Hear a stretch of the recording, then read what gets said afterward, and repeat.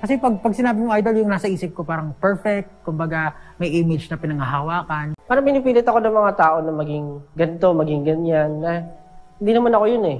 Nalulungkot ako kasi nga, parang bakit ang gusto nga namin mapansin yung talent, hindi lang yung itsura.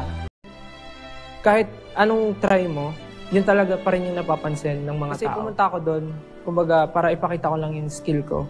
Madami akong insecurities. Ba't sa ibang bagay, magaling ka naman, pero dito hindi. Kailan ba ako magiging payapa?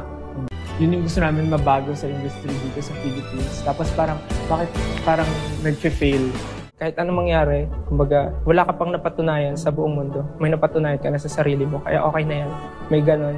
Lahat ng battles natin in life, the hardest one to subdue is ourselves.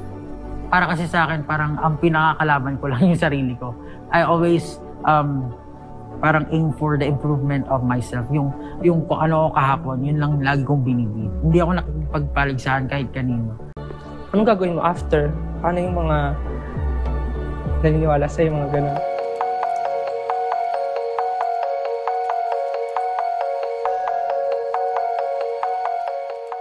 Nagsimula na, pero wala nang balak tapusin. Naniniwala ako na mayroon ako sarili kong style, gano'n. Parang hindi nyo ako kailangan ihalin tulad sa kanino man. Na-appreciate nila kung ano yung, kung ano ka. Doon mo rin matutunan na matanggap ng sarili mo eh. Let's forget about everything and make peace with who we are. Ibigyan ko na lang ng importansya yung mga taong naniniwala sa kaya kong gawin kaysa doon sa mga taong kung ano nilang sinasabi. Pag mahal mo yung sarili mo, you're able to love other people. You're able to forgive, able to give, able to do the things you like, and without worries. I sing and I perform, I dance. Kasi gusto ko ma-appreciate din nila.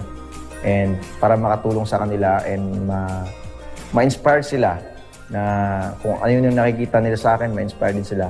And gawin din nila sa sarili nila. The flag symbolizes you as a person.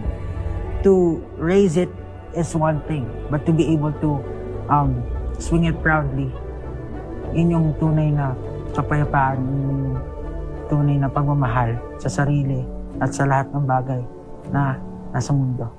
Tayo ang matawat. So, pag nag-stop na kami, ibig sabihin we made it.